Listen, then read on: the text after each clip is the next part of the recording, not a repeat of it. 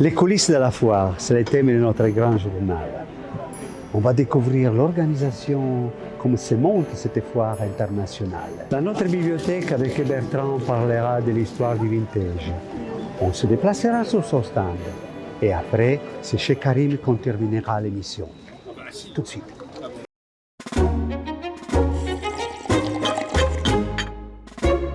Aujourd'hui, c'est les coulisses de la foire des Châteaux pour les grands journaux.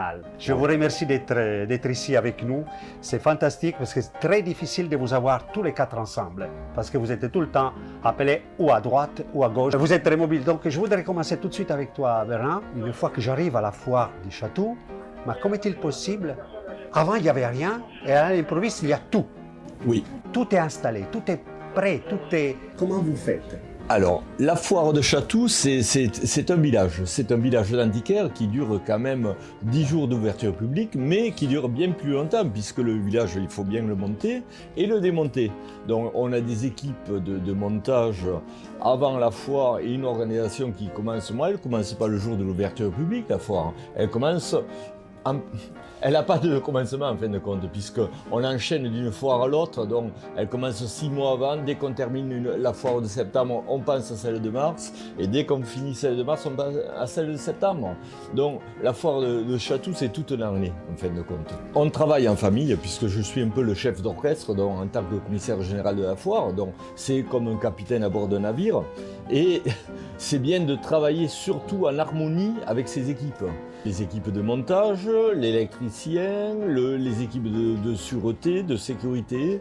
Voilà, et ça, c'est vraiment important de travailler et de tout se dire, comme en famille. Et justement, au niveau de la sécurité, les antiquaires ont des choses précieuses aussi.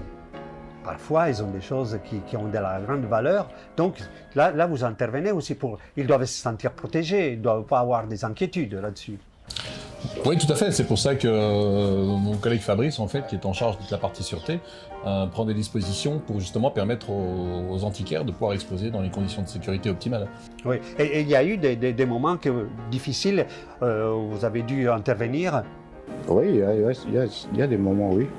Sans trop dévoiler les secrets du métier. Après, on essaye de regarder qui rentre, d'être en amont, de prévoir ce qui va pouvoir se passer, quoi, avant la malveillance. Tu me disais aussi que les camions, les exposants, ils doivent s'organiser. Toi, tu les gères parce que parfois... Tout est à gérer. Il y a le facteur humain aussi. Il faut gérer, vraiment connaître cette population d'antiquaires. Qui est une population un peu différente que certains autres commerçants qui ont l'habitude d'exposer et connaître aussi, avoir le côté humain aussi. On sait les personnes qui ont des problèmes de santé, bon, on essaie d'être, il y a des râleurs, voilà, il faut contenter tout le monde et il faut être à l'écoute de tout le monde et savoir répondre à tout le monde. Et dans tout cela, il y a des problèmes techniques et c'est toi qui interviens. Voilà. Alors, donc moi de mon côté, j'essaye de régler tous les problèmes techniques des penchés qui sont mal calés, tout ce qui est fuite de chapiteaux, parce que je suis conscient qu'ils ont des objets de grande valeur, des pièces uniques. Hein. Ça m'attriste beaucoup quand il y a un souci d'étanchéité et qu'il y a des dégâts sur les tableaux, par exemple. oui. Hein, c'est des choses qui ont été restaurées. Je sais que c'est un certain coût. L'exposant, de son côté, a protégé ses pièces avec le transport, l'a fait restaurer. Donc j'essaye de faire au mieux pour que tout le monde soit content, que les exposants soient contents de mon travail, qui est un minimum de dégâts. Une fois qu'on arrive ici, nous, on a 3 semaines de montage. On a des gens derrière qui ne sont pas présents sur la foire, qui sont au dépôt, qui préparent le matériel. Donc le matériel est lavé, donc ça prend un certain temps et il est recontrôlé. Et tout ça, on ne le voit pas, mais c'est géré par mon entreprise au dépôt. Et quand on arrive ici, le terrain est vide. On fait le montage en respectant les mesures de sécurité pour avoir des accès pompiers à distance raisonnable. Et moi, je reste sur la permanence sur la foire de Château. Quand il y a un souci, j'essaye de faire de mon mieux pour y résoudre. Oui, mais je t'ai vu justement en action. Tu as coordonné aussi certains mouvements des camions et autres, en plus. Il faut que, de mon côté, il faut que l'exposant soit content et qu'il ait le moins de soucis possible. Oui, c'est ça. C'est pour ça que je reste sur Château. J'installe les tentes avec 2 2 équipes de monteurs. On essaye de travailler en sécurité pendant le montage, avec une ambiance familiale. Oui, je vous ai vu, Voilà. tout le monde se C'est connaît. Donc toi, tu arrives aussi à contrôler les flux d'entrée et vous faites une rotation avec les personnes qui sont, que ce soit à la billetterie, à l'entrée. En fait, la foire, elle est surveillée de H24, jour et nuit. Il y a des équipes de jour et des équipes de nuit. L'équipe de jour, on contrôle les accès et l'intérieur, les gens qui pourraient être malveillants. Sur les malveillances, alors il y a beaucoup d'exposants qui ont mon numéro de téléphone. Ils m'appellent en direct et je vais voir. Eux, ils repèrent des gens qui n'ont pas forcément des bonnes intentions. Ils m'appellent, je vais voir et j'interviens s'il faut. S'il faut, j'appelle la police.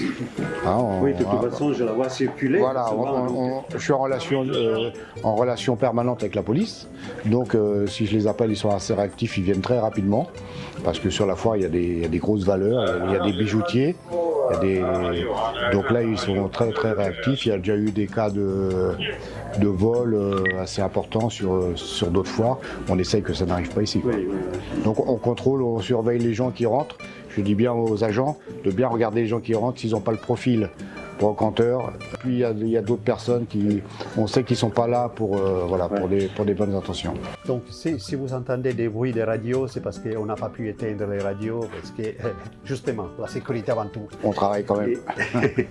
Et je voulais revenir un petit peu avec toi. Oui. Donc tu fais intervenir les pompiers parce qu'il peut y avoir aussi des personnes qui sont pas en forme, qui peuvent se sentir mal, ils peuvent avoir des malaises. Oui, complètement. Donc ça fait partie des missions qui sont confiées. Donc d'avoir la gestion en fait des personnes qui sont là pour les incendies et également l'assistance à personne.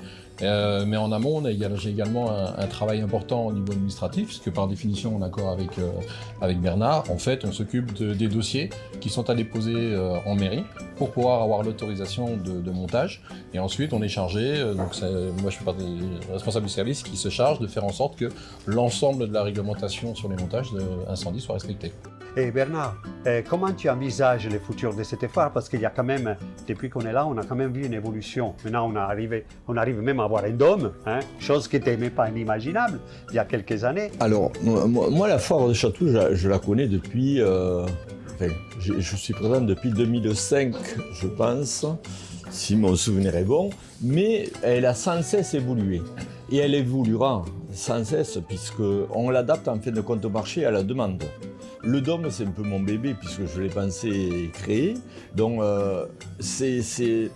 on avait la demande pour avoir un dôme et la demande des antiquaires qui voulaient une configuration un peu comme l'ancienne foire de la Bastille, donc d'avoir un petit salon de la foire. Donc, on a créé ce salon, puisque c'était possible. Et on évolue. Les allées ont évolué sur le fond de foire, l'espace Bergkampf a changé. Et commercialement, les antiquaires sont ravis de cette évolution. On a cherché à avoir des commerçants qui avaient des spécialités du terroir et tous des produits différents, qu'il n'y ait pas de doublons dans les produits et d'avoir des spécialités du terroir. Et c'est un côté de la foire qui est bien apprécié des visiteurs, c'est de découvrir ce boulevard Voltaire avec tous les terroirs de France sont présents, avec tous les produits qui sont également de très bonne qualité. Nous veillons d'ailleurs dans le choix des exposants, puisqu'on a beaucoup de demandes. Au niveau des raccordements électriques, évidemment, ils ont plus de consommation que des antiquaires, donc systématiquement il y a un réseau électrique qui est placé, qui est bien plus puissant, mais je pense que l'électricien en parlera mieux que moi. Voilà, ils ont également un raccordement d'eau que les antiquaires n'ont pas, tout un réseau souterrain. De canalisation, de gainage, qui existe et qui reste à demeure à l'année. Moi, je pense qu'on a fait les tours. On se donne rendez-vous à la prochaine foire. Nous serons présents. On sera tous là. En tout cas, je répète, je suis très content de vous avoir eu parce que c'est très difficile. Ah oui. Et je pense que les téléspectateurs, ils vont peut-être voir les coulisses de façon différente, surtout. Oui, c'est un côté. Bon, nous, on est vraiment présents sur la foire de 7h du matin à 20h le soir. Donc, voilà, jusqu'au nettoyage final de la foire, l'équipe de nuit qui prend la relève de l'équipe de jour. Voilà, c'est tout un fonctionnement que le visiteur ne voit pas, mais qui permet aux antiquaires de pouvoir exposer. Ouais. Chaque personne est vraiment importante dans la foire. Donc nous, on vous attend pour la prochaine fois, mais par contre, entre-temps, on passe à la bibliothèque.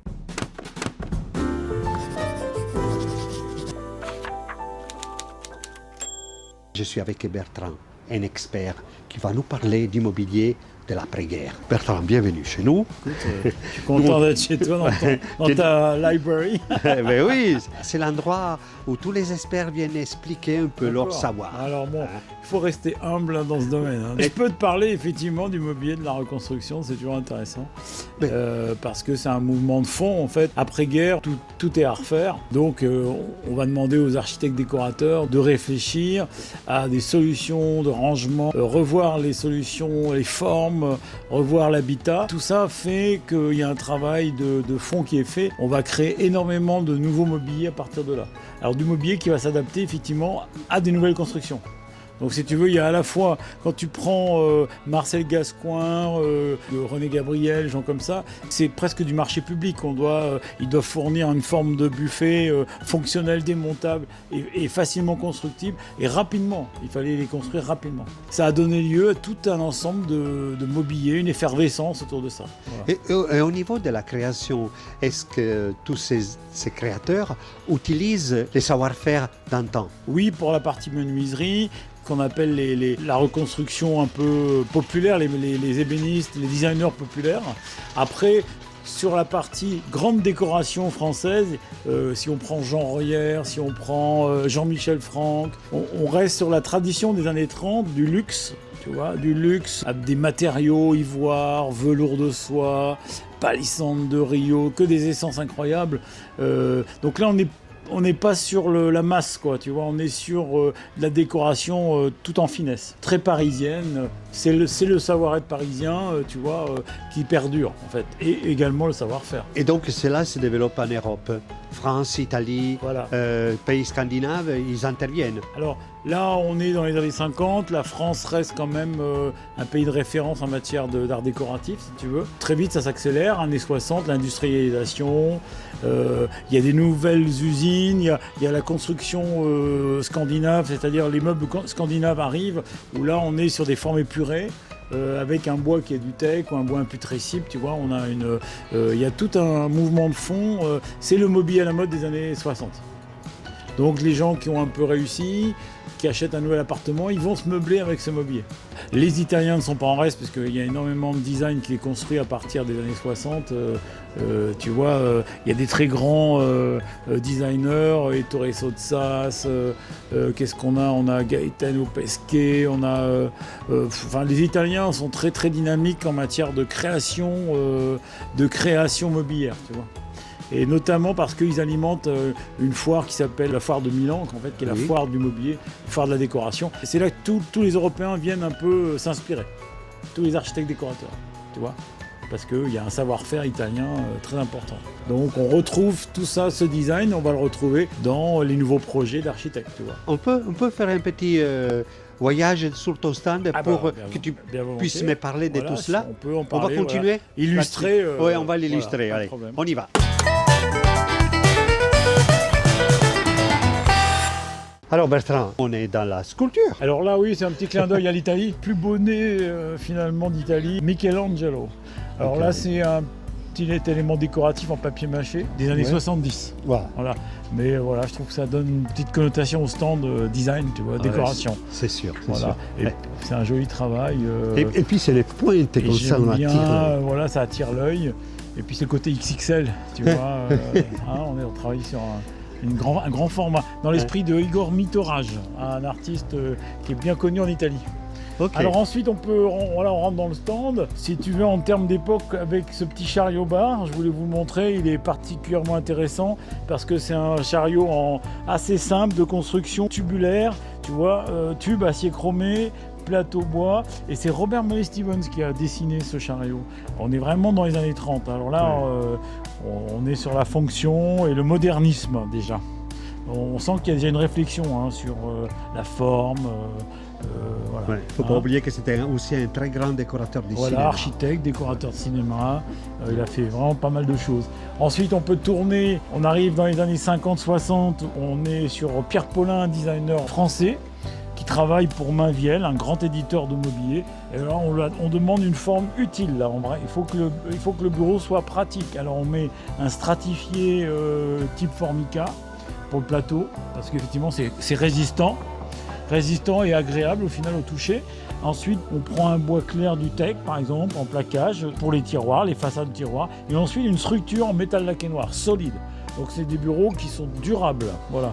Mais les tiroirs, ils sont très profonds. Hein. Oui, ils font toute la longueur de meuble, tu vois. Incroyable. Alors ça, c'est vraiment sympa, parce que Pierre Paulin, c'est un très grand designer. Il a continué, il a équipé les Pompidou, tu vois, jusqu'aux années 70. Mais là, on est au tout début de sa création. Voilà. D'accord. Et on a agrémenté avec un petit fauteuil de bureau assez original dans le design. Là, on voit que le design, il est européen. On est avec Robin Day, donc c'est un anglais, un designer anglais. Robin et Lucienne Day, qui était un couple, en fait, un peu comme les Hims, aussi emblématique que les Hims, mais anglais. Alors, tu vois, la forme est très originale. Oui, Voilà. c'est vrai, il y avait à cette époque pas mal de Alors, couples on d'artistes. a une construction, du lamellé courbé, le fameux lamellé courbé dont tu parlais, si tu veux, Ouais. qui est effectivement une avancée des années 50-60. Pourquoi ? Parce que ça donne une certaine élasticité Oui, c'est au ça. dossier. Tu vois, Oui, oui. voilà. Tu Ça vois, peut- c'est vaste le design. Là, on a un décorateur intéressant qu'on voit rarement qui s'appelle Pierre Cruège, avec cette petite table.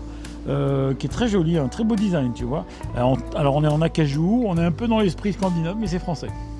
Voilà. Ça a été une invention. Après, on a du mobilier plus brutaliste dans les années 70. Ça, c'est une petite commode avec des tiroirs, les poignées sont cachés, tu vois, voilà. Petite commode de la maison Reguin qui est tout en orme massif, voilà. Avec un très joli dessin, très fonctionnel. Voilà. Tout en bois massif. Alors tu me demandais, tu vois, si les artisans gardaient la construction traditionnelle, tu en as la démonstration. Ouais, Parce que là, on est tout en massif. Oui, donc toi, tu t'en occupes, tu les bichonnes. Il faut les disons. bichonner, c'est optimal. Ils ont besoin parce que parfois le bois est desséché par le soleil et autres. Donc nous, on a tendance à on les huile avec une huile spéciale, une huile pour le meuble. De façon à leur redonner un lustre et en même temps isoler aussi des taches d'eau et des taches de graisse. Mais c'est incroyable l'état dans lequel il est parfait. Ouais, très bel état. Mais il faut savoir qu'un meuble comme ça en norme massif, c'est indestructible. Ah oui. C'est construit de façon très traditionnelle, tout est assemblé, chevillé, les queues d'aronde, tu vois, même si on est dans les années 60, la construction est très belle, très très soignée, tu vois. Belle construction. Il n'y a pas de clous, il n'y a pas de vis, c'est tout monté à l'ancienne. Donc là, ça c'est quand même une commode, mais ça va dans un ensemble qui peut être les chevets, la table de salle à manger, les bibliothèques, tu vois, il y a tout un ensemble. Voilà, maison de garde. Ouais. On va laisser Bertrand travailler parce que la clientèle afflue, mais nous on va continuer, on va se déplacer sur notre stand pour voir ce qui s'était fait à cette époque. Karim, bonjour. Je te remercie de nous accueillir sur ton stand qui est fantastique. Bienvenue. Est-ce que tu peux nous présenter ton stand? Tout d'abord, on est à la boutique Objet Trouvé à Nogent-le-Rotrou. On est basé dans le Perche. Je suis en collaboration avec Gaspard Ronjat, qui est architecte d'intérieur à Bastille. Moi-même qui est dans le vintage. Et on fait du mobilier mid-century des années 30 jusqu'aux années 80. Donc on fait un mix and match de plein d'époques et à chaque fois restauré en très bonnes conditions et on travaille avec une tapissière pour pouvoir avoir du mobilier en très bel état. Donc parfois c'est même déroutant pour les clients. Oui. Et c'est assez intéressant parce que c'est un challenge pour nous de devoir mixer toutes ces époques. Et on est content, on a un bon retour de tous les clients de la foire de Chatou. On essaie de scénographier ça un peu comme à la maison parce qu'on est passionné de décoration d'intérieur. On aime beaucoup ça. Et voilà tout. Voilà, c'est ce que j'ai eu, c'est la première impression que j'ai eue en arrivant sur ton stand. Merci beaucoup. Être à la maison. Hein? Être à la maison. On fait ça comme ça, ouais. On Ouais, essaie de donner c'est très cette beau. sensation. Oui. Tu pourrais nous présenter quelques meubles auxquels tu tiens. Ben, le meuble qui me plaît le plus, je pense que ça va être ces deux fauteuils Oui. que j'aime beaucoup, qui datent des années 1953. C'est un designer qui s'appelle Rob Paris. Le modèle s'appelle l'Obag Lotus. Je les trouve très beaux parce qu'ils ont une ligne qui est vraiment très très élégante Il y a une très belle ergonomie au niveau de l'assise. On a travaillé avec ma tapissière qui s'appelle Angie, qui a refait toute la matière première, en fait tout le tissu. Je vais terminer l'émission en m'asseyant là-dessus. Avec grand plaisir. Je vais pouvoir m'asseoir pour vraiment profiter du confort. Et vous me direz ce que Et vous en pensez. je vais te dire. Alors attends. Ah, c'est magnifique. C'est magnifique. Ah, ouais, bon. Grâce à Karim, on va pouvoir terminer cette émission assis dans cette fauteuil qui est magnifique, je vous assure. Donc, n'oubliez pas de vous abonner à notre chaîne, likez et surtout venez à la foire des châteaux. Allez, ciao.